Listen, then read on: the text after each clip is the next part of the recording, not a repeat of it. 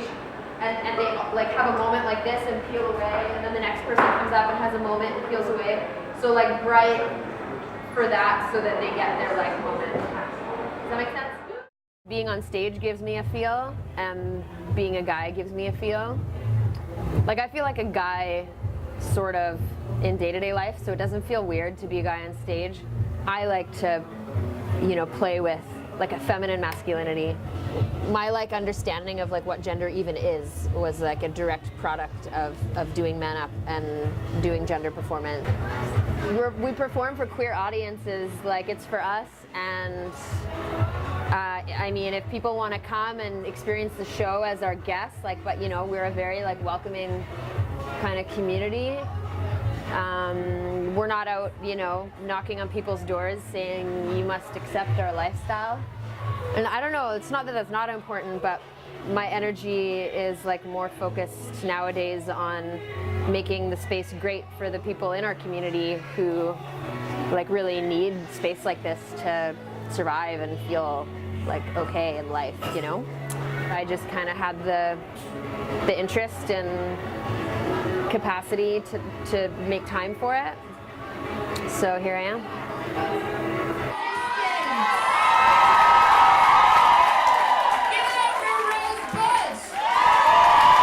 I think that there is a huge separation between Ray and Rose, but we're also not that different.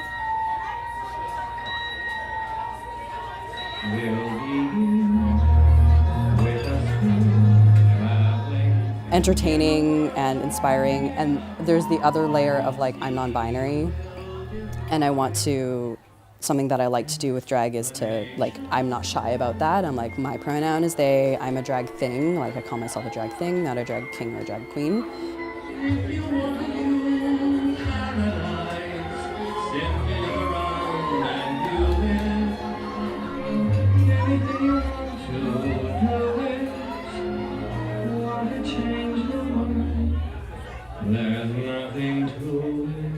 Drag is gender performance.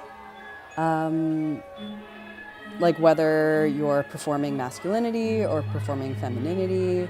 And that's like, I guess, foundationally what drag is, but I think for me, it's also performance art.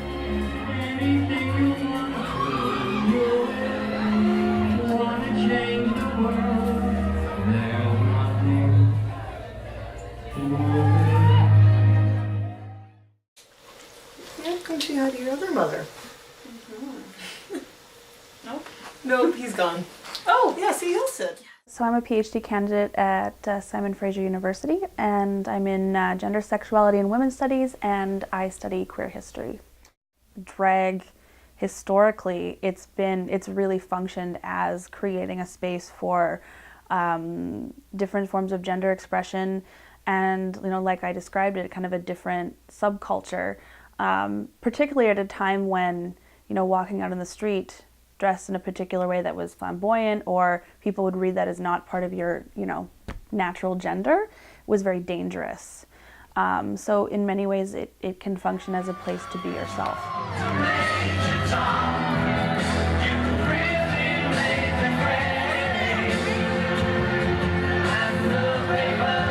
I try to make clear when describing drag is to like move away from ideas of biology, because there tends to be this narrative of like, oh, women performing men, men performing women, and so when someone tells you they're a drag performer, you can't assume what their gender is based on what they're performing.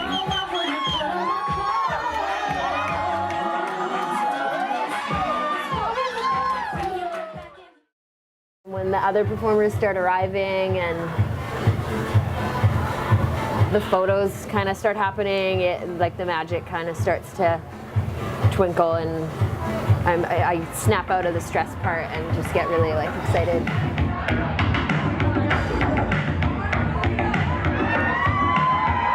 The adrenaline and the attention and like the rush and the empowerment of just like, you know, showing yourself and sharing yourself with the audience is like really exhilarating and meaningful.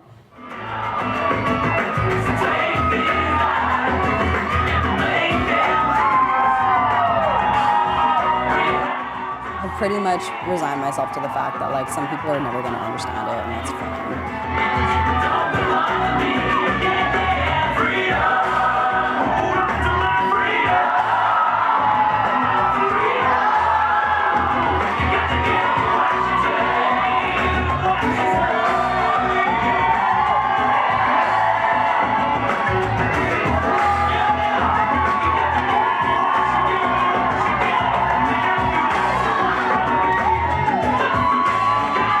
It always has felt very supportive, like a family.